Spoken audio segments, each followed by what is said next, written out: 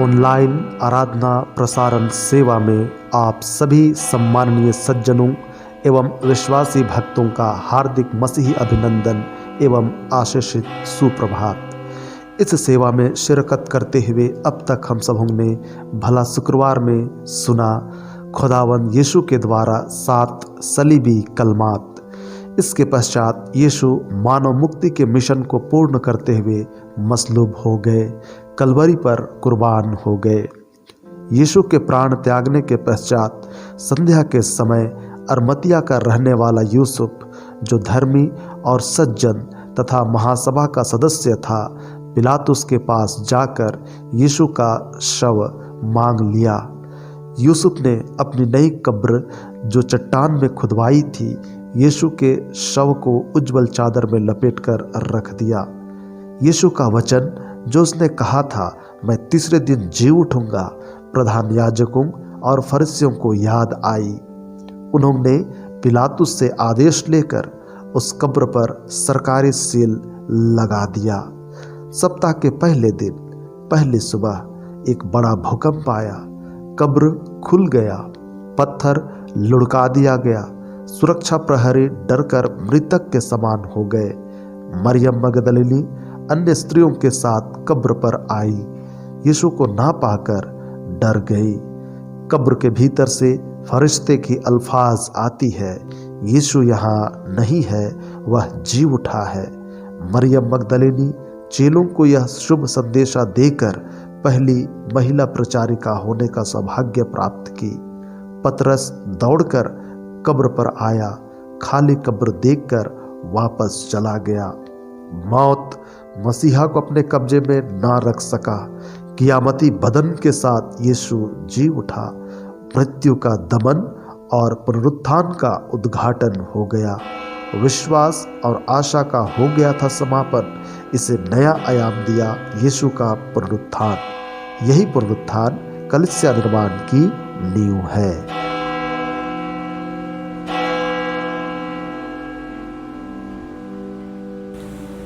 आप सबों को यीशु सहाय, आप सबों का मैं हार्दिक धन्यवाद देता हूं कि आप सभी पवित्र सप्ताह में हमारे साथ ऑनलाइन आराधना में सहभागी हुए और आज एक बार फिर से आज के इस विशेष दिन में आप सभी हमारे साथ उपस्थित हैं।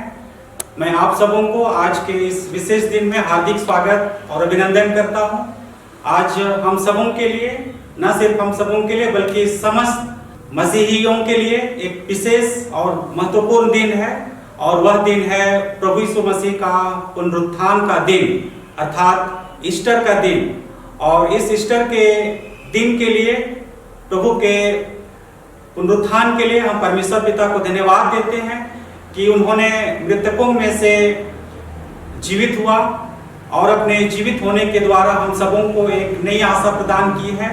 आइए हम लोग आज के इस विशेष और खास दिन में, प्रभु यीशु मसीह के पुनरुत्थान के दिन में, परमेश्वर की आराधना, स्तुति, धन्यवाद करें। आप सभी से निवेदन है कि आप सभी इस आराधना में शामिल हों और परमेश्वर के आशीष को अपने जीवन में प्राप्त करें। हम प्रार्थना करें।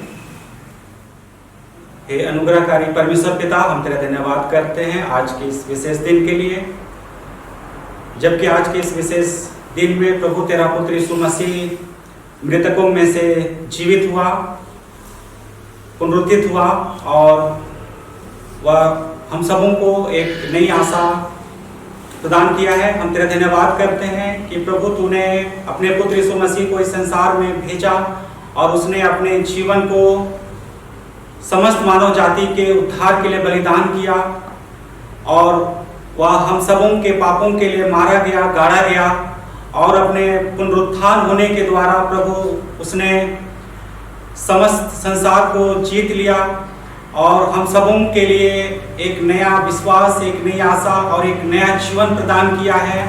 हम इस बात के लिए तेरा धन्यवाद करते हैं और आज के इस विशेष दिन के लिए प्रभु हम तेरा धन्यवाद करते हुए तेरे नाम की महिमा, तेरे नाम का गुणानुवाद करते हैं और प्रार्थना करते हैं कि आज के इस दिन को हम प्रभु तेरे नाम की महिमा के लिए समर्पित करें, तेरी आराधना, स्तुति, महिमा, धन्यवाद करें।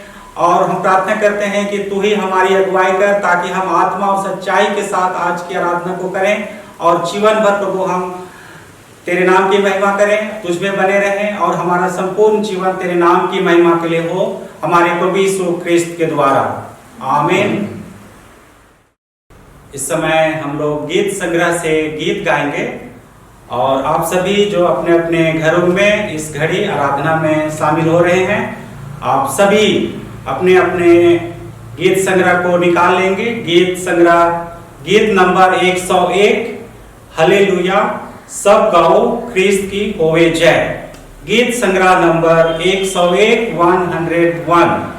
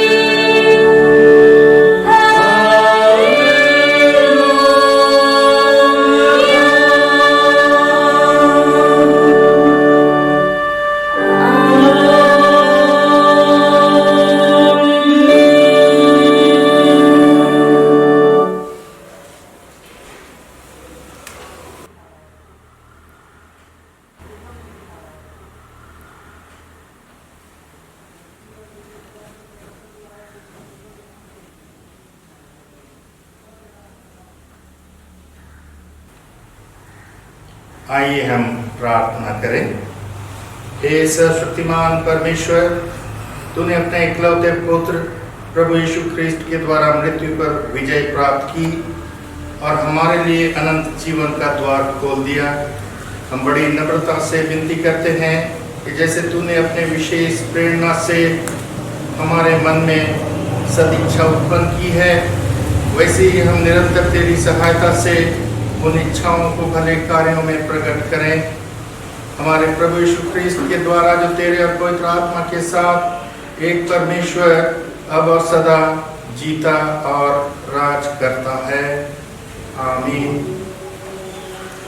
हे परमेश्वर हमारे स्वर्गीय पिता, जिसने अपने इकलौते पुत्र को जगत में भेजने से अपना प्रेम प्रकट किया कि सब मनुष्य उसके द्वारा त्राण पाए, अपनी कलीसिया पर अपना पवित्र आत्मा उंडेल कि वह प्रत्येक प्राणी को सुसमाचार का प्रचार कर उसकी आज्ञा पूरी करे। हम विनती करते हैं कि तू अपनी कटनी में मजदूरों को भेज, सब जोखिमों और परीक्षाओं में उनकी रक्षा कर और उस समय को शीघ्र पहुंचा जब अन्य जाति पूरी रीति से एकत्रित कर लिए जाएं और सारा इस्राएल त्राण पाए, उसी तेरे पुत्र हमारे प्रभु यीशु ख्रीस्ट के द्वारा। आमीन।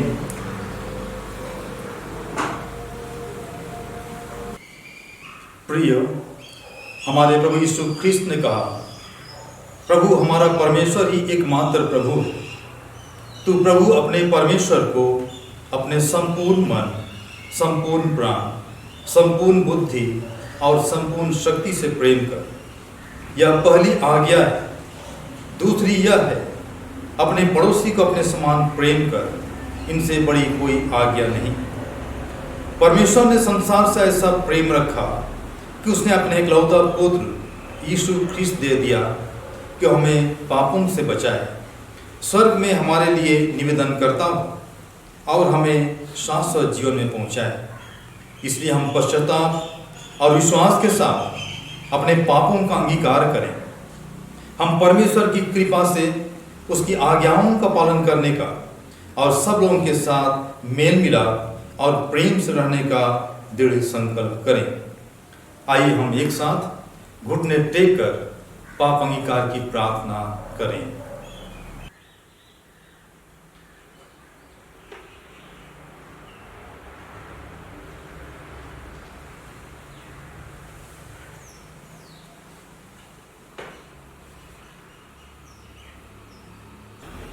हे सर्वशक्तिमान परमेश्वर, हमारे स्वर्गीय पिता, हमने मन, वचन और कर्म से तेरे विरुद्ध और अपने साथियों के विरुद्ध पाप किया है। हमने अपनी अज्ञानता और दुर्बलता के कारण और जानबूझकर भी बुराई की है और भलाई करने में असफल रहे हैं। इन सब पापों के लिए हम सचमुच खेदित हैं और अंतःकरण से पश्चाताप करते हैं।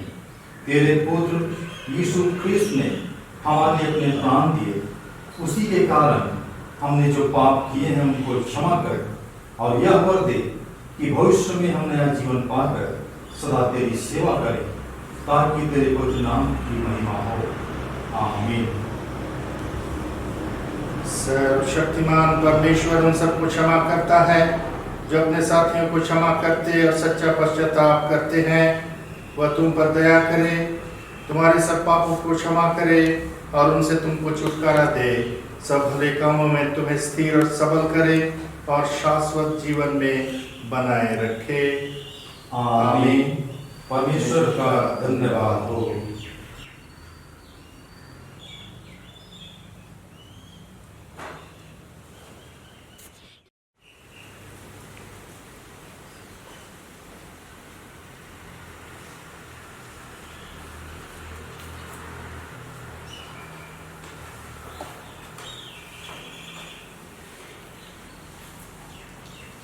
आज के लिए ठहराया हुआ पहला पाठ पुराने नियम से निर्गण नामक पुस्तक 15 अध्याय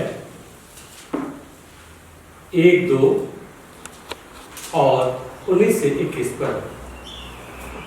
निर्गमन 15 अध्याय 1 और 2 और 19 से 21 पर हम सुनेंगे।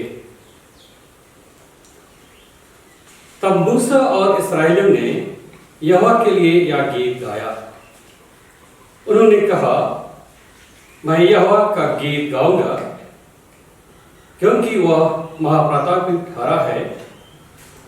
घोड़ों समेत सवारों को उसने समुद्र में पटक दिया है।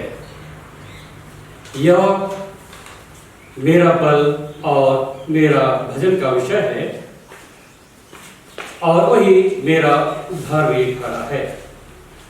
मेरा परमेश्वर वही है, मैं उसी की स्तुति करूंगा। मैं उसके लिए निवास स्थान बनाऊंगा मेरे पूर्वजों का परमेश्वर वही है, मैं उसको सराहूंगा। या गीत गाने का कारण यह है कि फिरौन के घोड़े, रथों और सौरभ समेत समुद्र के बीच में चले गए और यहोवा उनके ऊपर समुद्र का जल लौटा ले आया, परंतु इस्राएली समुद्र के बीच स्थल ही स्थल पर होकर चले गए। तब हारून की बहन मरियम नाग नबिया ने हाथ में डप लिया और सब स्त्रियां डप लिए नाचते हुए उसके पीछे खुली और मरियम उसके साथ एकटे गाती गई। यहोवा का गीत गाओ, क्योंकि वह महाप्रतापी हरा है। घोड़ों समेत सवारों को उसने समुद्र में फेंक दिया है। यह परमेश्वर का वचन है। परमेश्वर का धन्यवाद हो। हम दूसरा पाठ सुनेंगे। दूसरा पाठ कुलुस्सियों के नाम पौलुस प्रेरित की पत्री और उसके तीसरे अध्याय पहला पद से लेकर चौथे पद तक। कुलुस्सी तीसरे अध्याय पहला से चौथा पद तक। अतः जब तुम मसीह के साथ जिलाए गए तो स्वर्गीय वस्तुओं की खोज में रहो, जहां मसीह विद्यमान है और परमेश्वर की दाहिनी ओर बैठा है। पृथ्वी पर की नहीं, परंतु स्वर्गीय वस्तुओं पर ध्यान लगाओ, क्योंकि तुम तो मर गए और तुम्हारा जीवन मसीह के साथ परमेश्वर में छिपा हुआ है। जब मसीह जो हमारा जीवन है प्रकट होगा, तब तुम भी उसके साथ महिमा सहित प्रकट किए जाओगे। यह परमेश्वर का वचन है। परमेश्वर का धन्यवाद हो।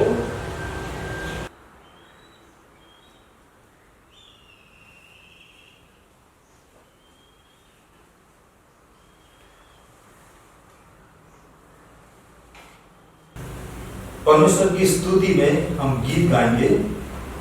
गीत नंबर 100 इसमें पहला, दूसरा और अंतिम पद हम गाएंगे।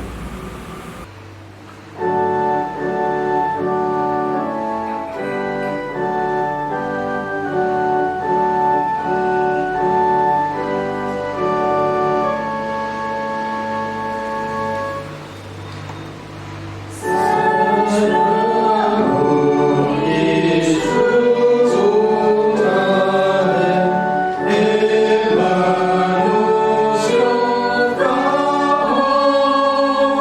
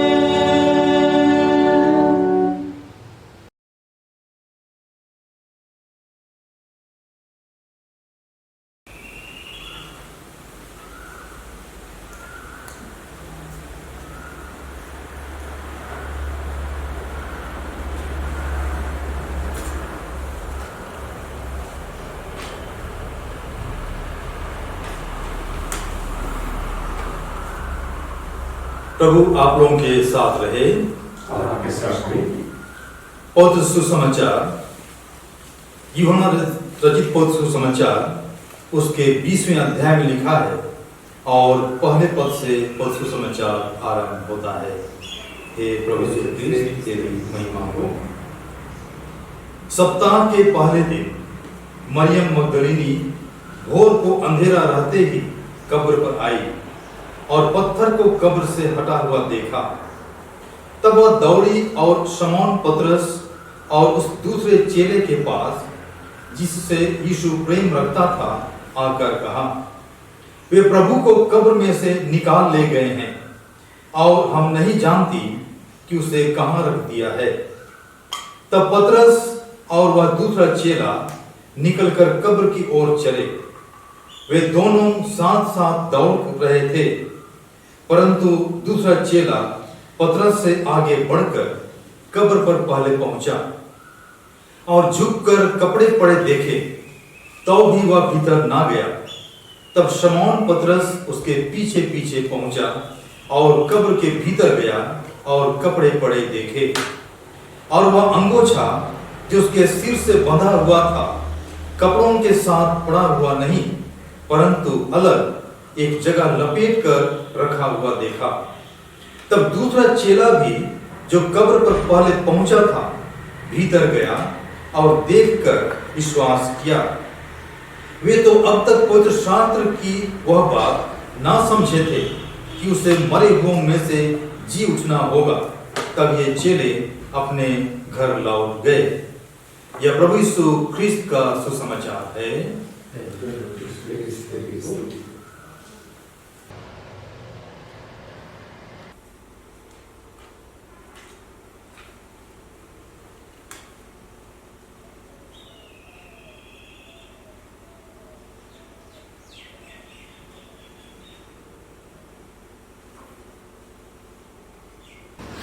आइए हम प्रार्थना करें।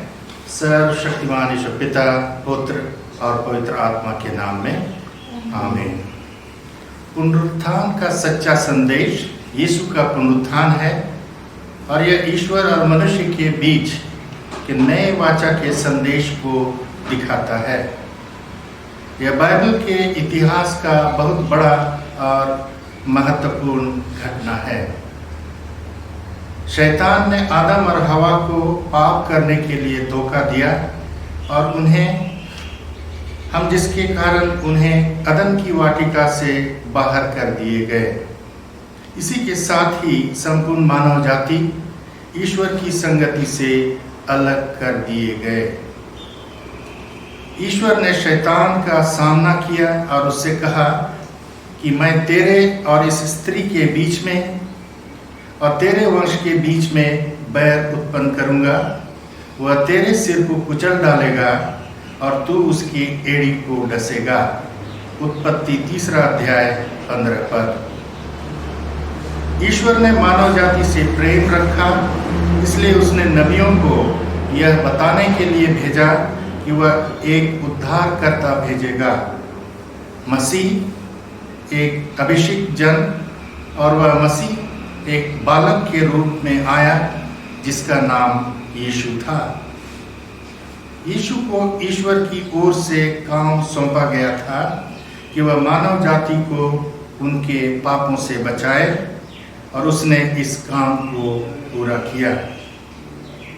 उसने रोगियों को चंगा किया, दुष्ट आत्माओं को निकाले, झूठे नबुओं की भर्त्सना की, संपूर्ण मानव जाति के पापों के बदले में अपना जीवन दे दिए ताकि जो कोई उस पर विश्वास करे वह नाश न हो परंतु अनंत जीवन पाए।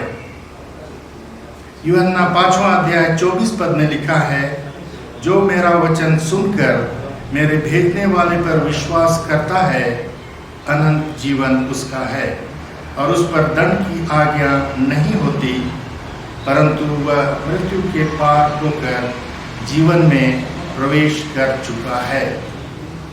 ऐतिहासिक प्रमाण यीशु के जीवन की सच्चाइयों को पुष्टि करते हैं। अपने पकड़वाए जाने के ठीक पहले यीशु ने ईश्वर से प्रार्थना की, जिसे सर्वश्रेष्ठ महायाजकीय प्रार्थना माना जाता है। सबसे पहले उसने अपने लिए प्रार्थना की ताकि पिता उसे स्वर्ग में फिर से वही महिमा प्रदान करे जो महिमा उसकी जगत की सृष्टि से पहले थी। यूहन्ना 17 अध्याय 4 और 5वां पद। तब उसने अपने चेलों के लिए प्रार्थना की ताकि पिता उन सब को सुरक्षा प्रदान करे, उन सब की अगुवाई करे और वह उन सब के साथ रहे, क्योंकि उन्होंने उसके संदेश को ग्रहण किए हैं। यूहन्ना 17 अध्याय 18वें पद। तब उसने सब विश्वासियों के लिए प्रार्थना की। उसने प्रार्थना की कि प्रत्येक ईश्वर का पुत्र या पुत्री जैसे यीशु और उसके पिता परमेश्वर के साथ एकजुटता थी, वैसे ही उन सब के बीच में भी हो। यह एकता पवित्र आत्मा को मनुष्य के हृदय में बसने देता है, जो विश्वासी को ईश्वर के साथ जोड़े रखता है। यूहन्ना 17 अध्याय 20 और 21 पद। यीशु को क्रूस पर उसकी मृत्यु तक लटका दिया गया। अपनी मृत्यु के ठीक पहले उसने जोर से पुकारा, पूरा हुआ। उसकी मृत्यु पर भूमि डोल हुई, मंदिर का पर्दा बीच में से फटकर 2 टुकड़े हो गया, चट्टानें तड़क गई, कब्रें खुल गई, पवित्र लोगों का शव जी उठे। मत्ती 27 अध्याय 51 पर। मंदिर का पर्दा का बीच में से फटकर 2 टुकड़े हो जाना इस बात का प्रतीक था कि ईश्वर पुराने नियम के अनुसार अब यरूशलेम मंदिर के पवित्र स्थान तक में ही सीमित नहीं रहेगा। यही वाचा के अनुसार अब प्रत्येक नए जन्मे विश्वासी के हृदय में निवास करेगा। यीशु के अनुयायी ही अब ईश्वर के निवास स्थान है। 1 कोरिन्थी 6वां अध्याय 19 पद। उसी प्रकार 1 कोरिन्थी 3 अध्याय 16वें पद। अब मानव जाति को ईश्वर से अलग रखने की आवश्यकता नहीं है। निकोदेमुस पुराने नियम का बहुत विख्यात ज्ञाता और शिक्षक था, परंतु उसने कभी भी ईश्वर के पवित्र आत्मा के विषय में नहीं सुना था, जो ईश्वर के हृदय में वास करता है। उसने फिर से जन्म लेने के अर्थ को नहीं समझ पाया और उसने यीशु से पूछा, ये बातें कैसे हो सकती हैं? यूहन्ना 3 अध्याय 9वां पद। यूहन्ना रचित सुसमाचार के 3 अध्याय में यीशु ने निकोदेमुस को ईश्वर की नई वाचा के अंतर्गत उद्धारकारी योजना को समझाया। संभवतः यीशु ने निकोदेमुस को यह समझाने का प्रयास किया होगा कि जब कोई विश्वासी यीशु को अपने जीवन में आने देने की विनती करता है, तो ईश्वर की आत्मा तुरंत उसके जीवन में प्रवेश कर जाता है। तब वह नया जन्म विश्वासी बन जाता है। ईश्वर उसे अपना पुत्र या पुत्री स्वीकार करते हैं और वह उन सब का पिता ठहरता है। ईश्वर के मनुष्य के जीवनों में निवास करना ही मसीहियत को दूसरे धर्मों से अलग करता है। महायाजकों और फरीसियों सदुकियों ने अवश्यम भावी को रोकने का भरपूर प्रयास किया, परंतु न तो रोमी सैनिक, न ही प्रशासनिक सील और न ही बड़ा सा चट्टान प्रभुओं के प्रभु और राजाओं के राजा को अपना उद्देश्य पूरा करने में रोक पाए। यीशु ही पुनरुत्थान का संदेश है। उसी के कारण मानव जाति अपने सृष्टिकर्ता से अनंत काल के लिए संबंध जोड़ पाया है। प्रभु का पुनरुत्थान नया आरंभ, आज्ञा और अनंत जीवन लाता है। यीशु ने अपने स्वर्गीय पिता द्वारा दिए गए काम को पूरा किया और जितने इसे स्वीकार करते हैं उन सब के लिए वह स्वर्ग का द्वार खोल देते हैं। वही नए फसह का मेमना है। अब जानवरों का बलिदान देने की आवश्यकता नहीं रही। अब फसह के मेमने ने अपना लहू बहाकर एक ही बार में बलिदान के काम को पूरा कर दिया है। मरियम पुनरुत्थान की बड़ी भोर को यीशु के कब्र के पास आई, परंतु उसे इस बात पर आश्चर्य हुआ यीशु का शव कब्र में नहीं था। उसकी जगह में स्वर्गदूत थे जिन्होंने उससे कहा, वह यहाँ नहीं है परंतु जी उठा है। निश्चय ही स्वर्गदूतों द्वारा दिया गया यह संदेश, वह यहाँ नहीं है परंतु जी उठा है, उच्चारे गए शब्दों में सबसे महत्वपूर्ण है। यीशु ने मानव जाति के बदले में मूल्य चुका दिए हैं।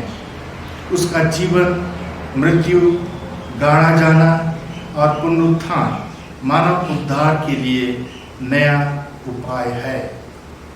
यह बेहतर और उत्तम मार्ग है जो ईश्वर को मनुष्यों के साथ एक नई वाचा में जोड़ता है। अब उद्धार और अनंत जीवन उन सब के लिए खुला है जो व्यक्तिगत रूप से यीशु पर विश्वास करता है और उसे अपना उद्धारकर्ता स्वीकार करता है। जब कभी भी हम नई वाचा के अंतर्गत रोटी और दाखरस को ग्रहण करते हैं, हम यीशु को मसीह के रूप में प्रचार करते हैं जो ईश्वर का मेमना और जगत का उद्धार करता है। और अब त्रिएक परमेश्वर की सारी शक्ति, सामर्थ और महिमा अब वरन युगान युग तक होती रहे। आमीन।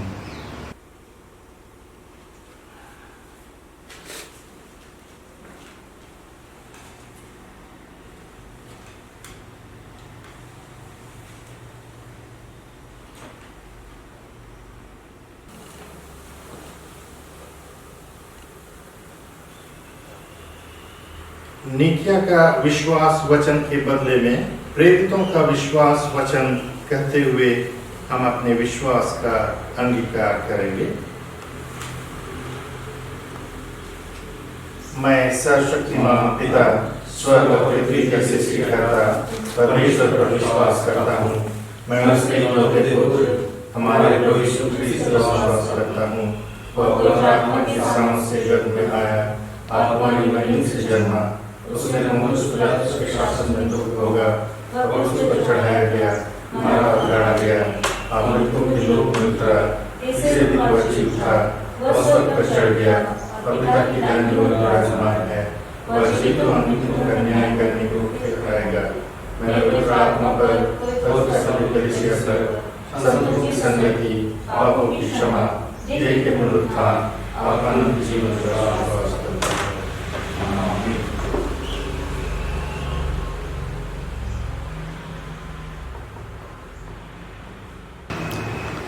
परमेश्वर की स्तुति में हम गीत गाएंगे। गीत नंबर 103, इसका पहला पद, दूसरा पद और अंतिम पद।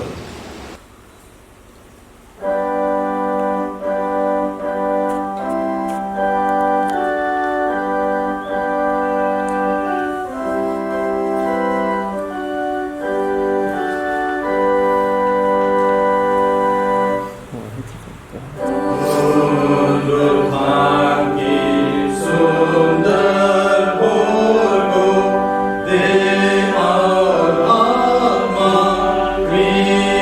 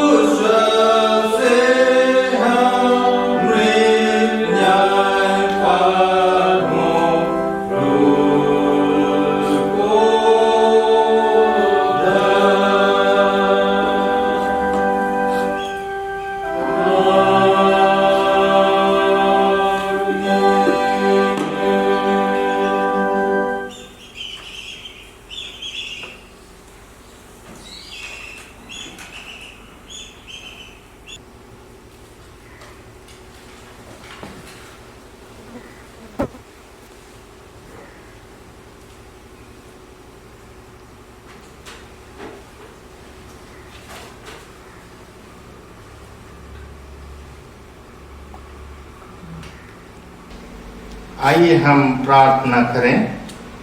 हे हमारे स्वर्गीय पिता, आपने अपने प्रेम में हमें विभिन्न प्रकार की परंपराएं दी हैं।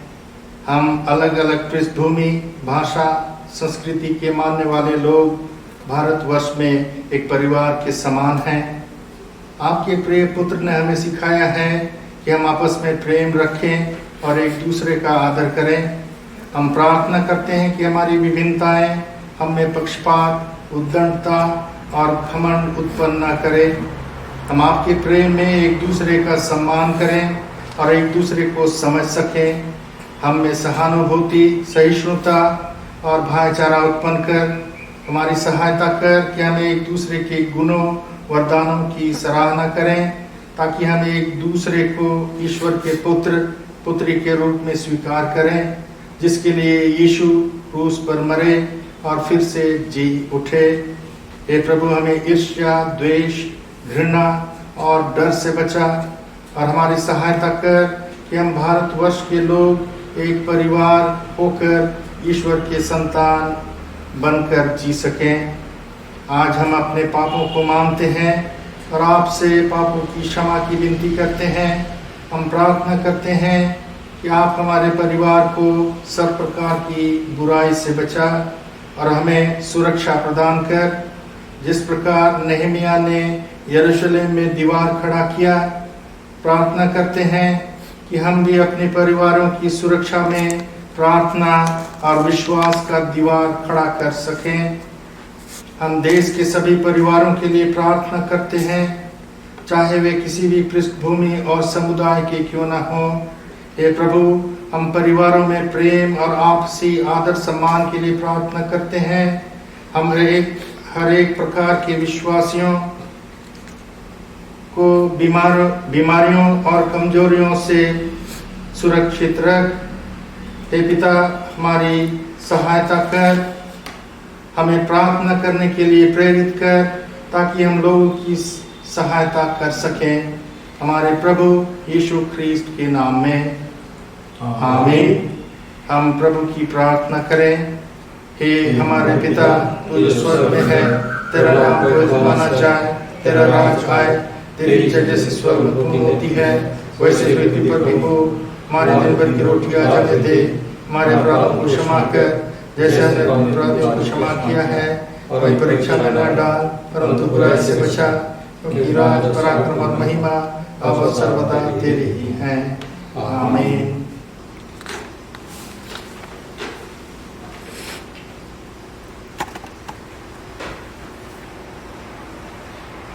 परमेश्वर की शांति जो सारी समझ से परे है, परमेश्वर के और उसके पुत्र हमारे प्रभु यीशु ख्रीस्त के ज्ञान और प्रेम में तुम्हारे हृदय और विचारों को सुरक्षित रखे और सर्वशक्तिमान परमेश्वर पिता, पुत्र और पवित्र आत्मा की आशीष तुम पर हो और तुम्हारे साथ सर्वदा रहे।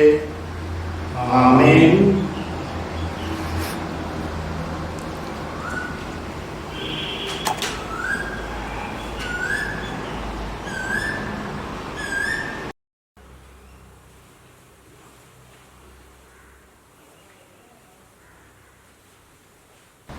छोटानागपुर डायसिस की ओर से आप सभी विश्वासियों को हम हृदय से धन्यवाद देते हैं कि आप सबों ने बहुत धीरज के साथ और उत्सुकता पूर्वक